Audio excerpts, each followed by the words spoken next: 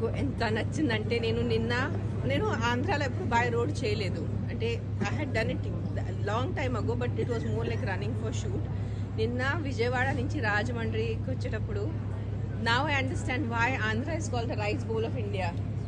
అంటే my eyes అంటే కళ్ళు నిండిపోయింది నాకు, just to see the banana and the coconut plantations and the full rice paddy fields. You guys are very lucky మీరు ఇక్కడ ఉంటున్నారని. 2017లో మా టీవీతో నీతోనే డాన్స్ చేశాను. దాని తర్వాత టీవీలో ఎంత చేశాను. 2 years ముందు రవితేజ గారితో సినిమా చేశాను, ఇంకా చేస్తానున్నాను, మధ్యలో డైరెక్ట్ చేశాను. సో మా ఇన్నింగ్స్ ఎప్పుడు అవలేదు, మళ్ళీ సెకండ్ ఇన్నింగ్స్ అవటానికి.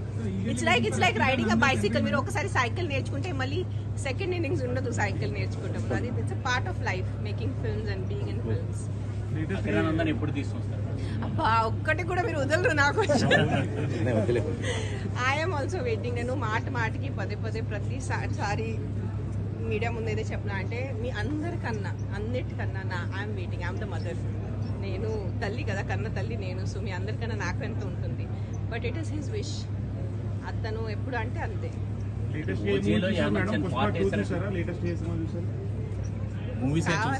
ఇప్పుడు ఐశ్వర్యకి సినిమాకి ఏం కనెక్షన్ చెప్పండి.